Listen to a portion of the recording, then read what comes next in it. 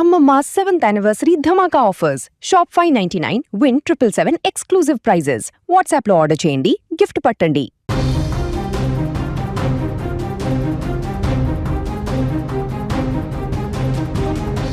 నిశ్శబ్దంగా ఉన్న ఆ అర్ధరాత్రి ఒక్కసారిగా మరణ మృదంగం వినిపించింది. గమ్యం చేరుకోవాలన్న ఆశతో సాగుతున్న ప్రయాణం మృత్యువు రూపంలో ఎదురైంది. కళ్ల ముందే తన సహచరుడు అగ్ని కీలలో చిక్కుకొని సాయం కోసం ఆర్తనాదాలు చేస్తుంటే కాపాడలేకపోయిన ఆ క్లీనర్ వేదన వర్ణనాతీతం. కళ్ల ముందే ఒక ప్రాణం కాలి బూడిదవుతుంటే గుండె పగిలినంత పనైంది. ఈ విషాద ఘటన శ్రీ సత్యసాయి జిల్లా పెనుకొండ శివార్లో 44వ నంబరు జాతీయ రహదారిపై చోటు చేసుకుంది. తెలంగాణ రాష్ట్రం ఆదిలాబాద్ జిల్లా గుడిహత్నూర్కు చెందిన డాకనే కిరణ్ వయసు 35 ఏళ్లు. కిరణ్ వృత్తిరీత్యా లారీ డ్రైవర్. జీవనోపాధి కోసం లారీని నమ్ముకొని బతుకుతున్నాడు.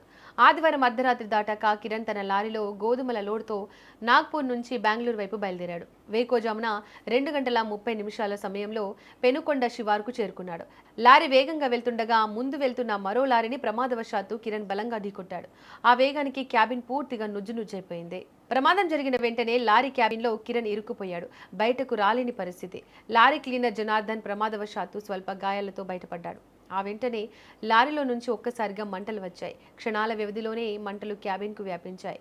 నిమిషాల్లోనే లారీ మొత్తం అగ్నిగోళంలా మారింది. ముందు వెళ్తున్న లారీ డ్రైవర్ క్లీనర్ మంటలను చూసి భయపడి అక్కడి నుంచి పారిపోయాడు. సహచరుడు కిరణ్ మంటల్లో చిక్కుకుని అల్లాడిపోతుంటే క్లీనర్ జనార్దన్ తట్టుకోలేకపోయాడు. ప్రాణాలకు తెగించి కిరణ్ను బయటకు లాగేందుకు విశ్వ ప్రయత్నం చేశాడు. ఎంత ప్రయత్నించినా లారీ క్యాబిన్ లోహపు రేకులు అతనిని బయటకు రాకుండా చేశాయి.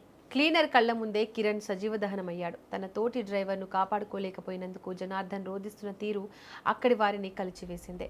ప్రమాదంపై సమాచారం అందుకున్న అగ్నిమాపక శాఖ సిబ్బంది వెంటనే అక్కడికి చేరుకున్నారు. సుదీర్ఘంగా శ్రమించి మంటలను అదుపులోకి తెచ్చారు. అప్పటికే కిరణ్ మృతదేహం పూర్తిగా కాలిపోయింది. గాయపడిన క్లీనర్ జనార్దన్ ను పెనుకొండ ప్రభుత్వ వైద్యశాలకు తరలించి చికిత్స అందిస్తున్నారు. కిరణ్ కు భార్య జ్యోతి, ఒక కుమార్తె ఉన్నారు. ఇంటికి తిరిగి వస్తాడనుకున్న భర్త విగత జీవిగా మారాడన్న వార్త తెలిసి కుటుంబ సభ్యులు కన్నీరు మున్నీరుగా వెలిపిస్తున్నారు. ప్రమాదంపై కేసు నమోదు చేసుకున్న పోలీసులు విచారణ మొదలుపెట్టారు. ముందున్న లారీని ఎందుకు ఢీకొట్టాడు? నిద్రమత్తు కారణమా లేక సాంకేతిక లోపమా అన్న కోణంలో పోలీసులు ఆరా తీస్తున్నారు. వేగంగా వెళ్తూ జాతీయ రహదారిపై అజాగ్రత్తగా ఉండడం వల్లే ఈ ప్రాణ నష్టం జరిగిందని ప్రాథమికంగా గుర్తించారు. విధి ఆడిన వింత నాటకంలో ఒక డ్రైవర్ ప్రాణం ఇలా అర్ధాంతరంగా ముగిసిపోయింది.